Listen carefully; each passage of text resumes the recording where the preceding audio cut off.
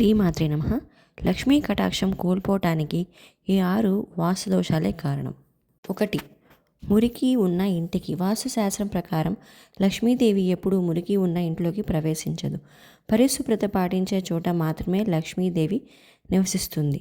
ఇల్లు మురికిగా ఉన్నా లేదా ఇంట్లోని మనుషులు పరిశుభ్రతను పాటించకపోయినా ఇంట్లో లక్ష్మీదేవి నివసించదు. 2. చీపురును అవమానించే ఇంటికి. హిందూ మతంలో చీపురును లక్ష్మీదేవి చిహ్నంగా భావిస్తారు. చీపురును అవమానించిన లేదా తప్పు స్థానంలో ఉంచిన ఇంట్లో లక్ష్మి ఉండదు. చీపురును ఇంటి తలుపు దగ్గర ఉంచడం లేదా చీపురును తొక్కడం లేదా రాత్రిపూట ఊడ్చడం వల్ల లక్ష్మీదేవి కోపం వస్తుంది. 3. మురికి పాత్రలను కడగకుండా ఉంచడం. వాస్తుశాస్త్రం ప్రకారం రాత్రిపూట మురికి పాత్రలను వదిలేయకూడదు. రాత్రి భోజనం చేసిన తర్వాత ఉదయం మురికి పాత్రలు ఉంచిన ఇంటికి లక్ష్మీదేవి రాదు. ఇంట్లో మురికి పాత్రలను ఉంచడం వల్ల సంపద నశిస్తుంది. 4. మంచం మీద కూర్చొని తినడం.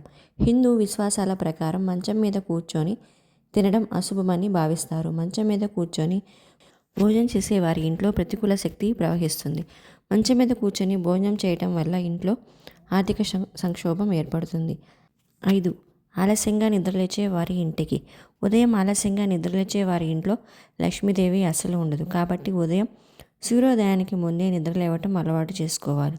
అంతేకాకుండా సాయంత్రం అంటే సూర్యాస్తమయం సమయంలో ప్రజలు నిద్రపోయే ఇంట్లోకి లక్ష్మీదేవి ప్రవేశించదు. చివరిది 6వది నిరంతరం గొడవలు జరిగే ఇంటికి లక్ష్మీదేవి రాదు. అలాగే పెద్దలు స్త్రీలను గౌరవించని ఇళ్లలో లక్ష్మీదేవి ఉండదు. దీనివల్ల ఇంట్లో ఎప్పుడు డబ్బు సమస్య ఉంటుంది.